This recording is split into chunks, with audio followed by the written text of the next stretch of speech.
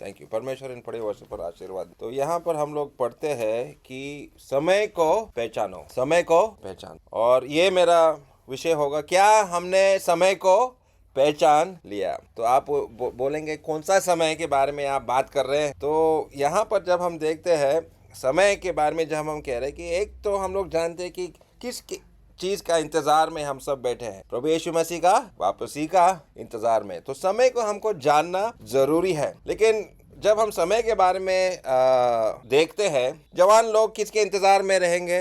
अभी भाई ने पढ़ाई किया तो पढ़ाई करने के बाद वो नौकरी के लिए रुकते हैं, कब मेरा नौकरी लगेगा। और जब नौकरी लगने के बाद वो जवान क्या चीज का इंतजार में रहता है। वैसे तो आज का बोलते हैं तो जेन जी जो है, जेन जी का मतलब जो आज का नया पीढ़ी है, शादी में इंटरेस्ट ही नहीं है। बोलते क्या करना है शादी करके, हमको बस पैसे कमाना है। पता नहीं ये सच है क्या नहीं है, लेकिन असल में हम लोग देखते हैं कि इस प्रकार से जवान लोग शादी के इंतजार में है।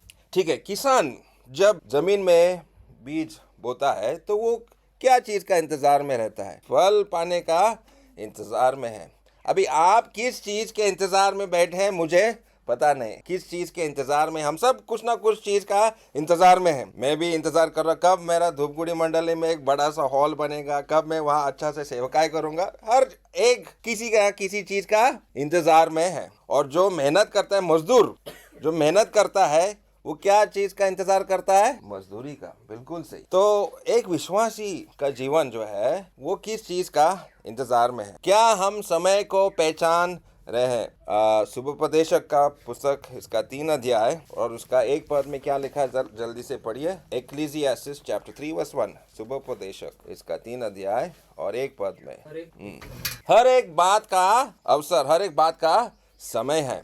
There is a time for everything, English में वहां पर लिखा है there is a time for everything. हर चीज के लिए, हर सुख जो आप इंतजार में है, एक ना एक दिन आपको मिलने वाला है। मैं सोचता था कब मुझे ड्राइविंग लाइसेंस मिलेगा, मुझे गाड़ी चलाना है। जब मैं 14-15 साल का था, मैं सोचा कब 18 साल का हो जाऊंगा और मुझे ड्राइविंग लाइसेंस मिलेगा और ड्राइवर सीट में मैं कब बैठूंगा। अभी ड्राइविंग करते करते भी थक गया। जो सुख मैं खोजता था वो मुझे मिल गया। अभी मिलने के बाद बोला अरे बहुत हो गया। तो हर चीज के लिए समय है। लेकिन एक अविश्वासी के लिए, जिसने प्रभु यीशु मसीह को नहीं पहचाना है, उसके लिए समय कब है उद्धार पाने के लिए? कोई बता सकता है? When is the right time? उचित समय कब है एक व्यक्ति को उद्धार पाने के लिए? जिन्होंने अभी तक प्रभु यीशु मसीह को ग्रहण नहीं किया, उचित समय कब है? कल, परसों, 1 महीना बाद? हाँ, अभी इसी वक्त। पढ़िए इस पद को, 2 कोरिन्थ इसका 6 अध्याय और 2 पद में क्या लिखा है। 2 Corinthians chapter 6 verse 2। हाँ, chapter 6:2। अभी, कल नहीं, परसों नहीं, 1 साल बाद नहीं, कब है? अभी। अभी मुझे मालूम नहीं हमारे बीच में ऐसा कोई है बैठा है जिसने अभी तक यीशु मसीह को ग्रहण नहीं किया। शायद वो सुन रहा है, सालों से सुन रहा है, लेकिन बोला अरे रुको, अभी नहीं करूंगा। अरे अभी थोड़ा मेरे जीवन में थोड़ा सुधार होने दो, थोड़ा पैसा आने दो। तो किसी चीज का इंतजार करने का जरूरत नहीं। वो समय, बाइबल क्या कह रहा है, वो समय अभी है। लेकिन एक विश्वासी के लिए क्या है? एक विश्वासी के लिए जरा एक भजन संहिता 31 और 15, क्योंकि ज्यादातर हम लोग सब कौन है, विश्वास करने वाले लोग हैं। तो विश्वासी का समय क्या है, विश्वासी का समय किसके हाथों में है, जरा देखिए। Psalm 31 verse 15। हाँ, मेरे दिन या मेरा समय, क्योंकि इंग्लिश में लिखा my time is in your hands. My time, मेरा समय किसके हाथों में है? प्रभु के हाथ। प्रियजन, आप अपना जीवन को जांच कर देखो। मुझे पता नहीं आपके जीवन में आप किस घड़ी में हैं, क्योंकि अलग अलग उम्र का, अलग अलग समय, अलग अलग समस्या आपके जीवन में आते हैं। लेकिन प्रभु का वचन क्या कह रहा है कि आपका समय किसके हाथों में है? प्रभु के हाथों। हम सोचते हैं मैं समय निकालूंगा, मैं ऐसा करूंगा, मैं वैसा करूंगा। हम योजना बनाते हैं, लेकिन हमारा समय किसके हाथों में है? प्रभु के हाथों में। तो इसका मतलब हमको चिंता करने का जरूरत नहीं है। और बहुत बार हम लोग एंग्जाइटी का मतलब क्या, हिंदी शब्द क्या होगा उस? एंग्जाइटी मतलब एक प्रकार का चिंता। वो चिंता हम लोगों के मन या हमारा दिल को खा लेता है। वो चिंता क्या करता है? दिल को खा लेता है और ठीक से हम सोच नहीं सकते। चिंता करने की वजह से जो जरूरी चीज है हम करना भूल जाता है। कौन सा चीज का चिंता में हम लोग पड़े रहते हैं पता नहीं।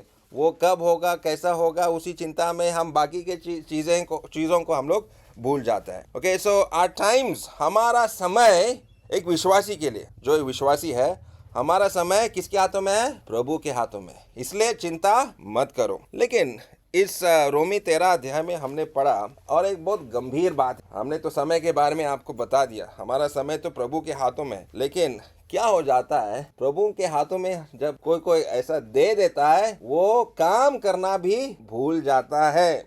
और वहां पर लिखा है कि जागो, 11 पद में, समय आ गया किसके लिए है? इसलिए कि अब तुम्हारे लिए नींद से जाग उठने की घड़ी आ चुकी है। तो इसका मतलब बहुत सारे विश्वासी सो रहे हैं। बहुत सारे विश्वासी क्या कर रहे हैं? सोने वाले जागो। और अच्छा है कि लोग चर्च में आते, सेवा में आते हैं, लेकिन दुख की बात यह है, सेवा में जब आते हैं तो क्या आता है? साथ ही साथ सेवा में आने के साथ साथ और प्रचारक, बेचारा प्रचारक, वो तो बोलता रहता है, लेकिन आधा लोग क्या होता है, यहाँ पे तो कोई सोया नहीं ना, सब जागे उठे। लेकिन हमने देखा हमारा प्रचार में गलती के ज्यादातर प्रचारक का ही होता है। प्रचार वो ऐसा करता है कि बेचारे विश्वासी लोग सो जाते हैं। गलती विश्वासी का नहीं है, गलती किसका है? मेरा है, प्रचारक का गलती है, वो बेचारे सो जाते हैं। लेकिन हमारे आत्मिक जीवन में कहीं ना कहीं हम लोग सो रहे हैं। हमारे आत्मिक जीवन में हम लोग क्या कर रहे हैं? सो रहे हैं। और यहाँ पौलुस हम लोगों को चेतावनी दे रहा है,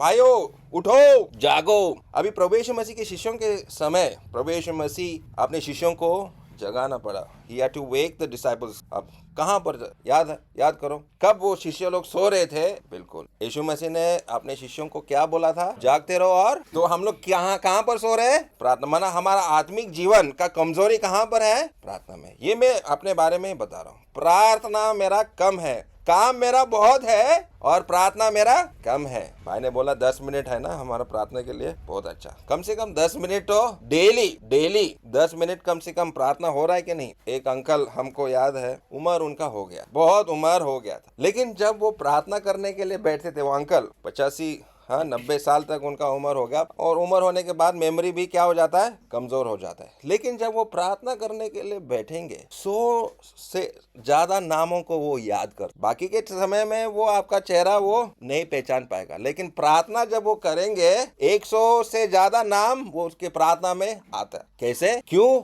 वो नाम उनको याद आ रहा है? 80-85 साल से ज्यादा है, लेकिन नाम कैसे याद आ रहा है? क्योंकि उनका आदत था। 40 साल से वो नाम लेकर वो प्रार्थना कर रहा है और वो आदत लग गया और नाम वो भूला ही नहीं। शायद वो लोग मर भी चुके हैं, उनको पता नहीं, लेकिन नाम याद है। और ये मैं अपने बारे में कह रहा हूँ। क्या मैं अपने जो जानने वालों के लिए मैं प्रार्थना कर रहा हूँ? कम से कम 10 नाम तो है क्या आपके प्रार्थना का लिस्ट में? आपने लिस्ट बनाया क्या? इसके लिए प्रार्थना करना है। कम से कम 10 उंगली तो कम से कम 10 नाम। लेकिन समीर अंकल का तो शायद 100 से ज्यादा होगा, मुझे मालूम नहीं। हाँ, प्रार्थनाओं का नाम किसके लिए आपने सुसमाचार सुनाया है या आपने उनको आप पहचानते हो, उनके लिए आपको प्रार्थना करना है। तो कमजोरी हमारा प्रार्थना में है। ओके, और कौन सो रहा था? याद करो, एक मुश्किल घड़ी आ गया है, लेकिन वो बंदा सो रहा था। योना, बिल्कुल सही। यात्रा के समय में वो सो रहा है, लेकिन क्यों सो गया? वो गलत दिशा में जा रहा था। कहाँ जा रहा था वो? Wrong way, wrong side. तो आप कौन सा दिशा में जा रहे हैं? आप सही मार्ग पर जा रहे हैं या गलत मार्ग पे जा रहे हैं? पता नहीं, आई डोंट नो। आपका जीवन, व्यक्तिगत जीवन को मुझे मालूम नहीं है। ये विश्वासियों के बारे में बता रहे हैं। विश्वासी लोग क्या कर रहे हैं? गलत मार्ग में जा रहा है। और अंत में योना तो पछताया, परमेश्वर ने उसका जान बचाया। लेकिन ऐसे संकट से हम लोग बच सकते हैं अगर हम सही मार्ग पर अगर हम चलेंगे। तो समुद्र का जो तूफान, वो मछली का पेट, वो सब चीजों से हम लोग क्या हो सकता है? बच सकता है। तो क्या हम सही मार्ग पर चल रहे हैं या नहीं है? लेकिन और एक जगह पर हम लोग पढ़ते हैं, मत्ती 13 अध्याय 25 पद जरा पढ़िए। वहां पर भी कुछ लोग सो रहे हैं। कौन सो रहे हैं वहां पर? मत्ती 13 का 25। हाँ, कौन सो रहे हैं वहां पर? ये दृष्टांत आपको पता है ना, the parable of the sower. कौन सो रहा है? इस दृष्टांत को अभी मैं बताने वाला, आप लोग पढ़ा। कौन सो रहे हैं वहां पर? Who is sleeping over there? किसान के मजदूर सो रहे हैं। तो मजदूरी करते समय मजदूर तो थक जाता है, सो जाता, लेकिन कुछ ज्यादा ही सो रहा है। और उस समय जो दुश्मन है वो जंगली बीज बोने लगा। तो हमारे कलीसियाओं में बहुत सारे कलीसियाओं का समस्या ऐसा है कि प्रचारक तो प्रचार करके गया, बीज बो के गया, लेकिन सो गया, और पीछे से कौन आया? दुश्मन आकर जंगली बीज भी इन कलीसियाओं में बोया गया, और बहुत सारे कलीसियाओं में ऐसे जंगली बीज का फल भी आया। लेकिन अभी निकाल सकते हैं क्या उसको? नहीं निकालेंगे तो क्या होगा? नष्ट हो जाएगा। जो अच्छा भी है वो भी निकाल नहीं सकते। प्रभु समय में आकर निकालेगा। लेकिन अगर वो मजदूर जागता हुआ रहता तो वो जंगली बीज नहीं आता। तो उसके लिए भी हमको जागना है और मेहनत करना है। और एक जगह में सोया हुआ है, और एक दृष्टांत में। लास्ट बताइए कहाँ पर? वन मोर प्लेस जो सोया हुए पाया। यस, बिल्कुल सही, बिल्कुल सही। मत्ती 25 अध्याय 5 और 7 जरा खोलिए, वहाँ उस जगह को भी देखो, पढ़िए पढ़िए। Matthew 25 5 to 7। हाँ, तो वहाँ पर कमजोरी क्या था? तेल उन्होंने लिया। तेल ना लेने की वजह से वो लोग चले गए तेल लाने के लिए। तब तक दुल्हन आ गया और वो लोग सो गए, और उनको अंदर जाने के लिए समय नहीं मिला। तो उनका कमजोरी के वजह से, उनका आलसीपना के वजह से वहाँ उनको परमेश्वर का सुख पाने को नहीं मिला। तो परमेश्वर का सुख भी हम लोग बहुत बार हमारा आलसीपना के वजह से हम लोग खोते हैं। लेकिन ठीक है, यहाँ पर अंधकार से हम लोगों को जागना है। अंधकार से जागकर ज्योति में चलने के लिए यहाँ पर हम लोगों को बताया गया। अभी आगे हम लोग वापस रोमी 13 अध्याय और उसका 12 से 14 हम लोग पढ़ते हैं कि सबसे पहले रात बहुत बीत गई है और दिन निकलने पर है, इसलिए हम अंधकार के कामों को त्याग करें और ज्योति के हथियार बांध ले। अंधकार के कामों को त्याग करें। जो अंधकार में जो काम होता है वो यहाँ पर बताएगा। क्या क्या अंधकार में काम होता है? जैसा दिन को सोते हैं वैसा ही हम सीधे चाल चले, न कि लीला क्रीड़ा। अंधकार का काम क्या है यहाँ पर? लीला क्रीड़ा, पियकड़पन, बेविचार, लूचपन, झगड़े, डा, ये सब चीजें अंधकार में होता है, और इन चीजों से मुझे बचना है। अभी भाई राजेश मुंडा का गवाही अगर आप सुनेंगे, एक समय में वो एक पियकड़, लेकिन प्रभु ने उसका जीवन को बदल दिया। लेकिन सोचा अभी वो गांव वापस, अभी 2 साल का ट्रेनिंग खत्म करके जामतारा में अच्छा से प्रभु का वचन सीख के आया। लेकिन अभी सोचो वो अपना गांव सिलीगुड़ी बगान में जहाँ रहता है वो वापस जाएगा वहां पर, और वहां दोबारा अगर पुराने आदत में लग जाएगा तो क्या होगा? सही होगा? अच्छा होगा क्या? बिल्कुल नहीं। वो अंधकार के कामों को क्या करना है? अभी त्यागना है, त्यागना है।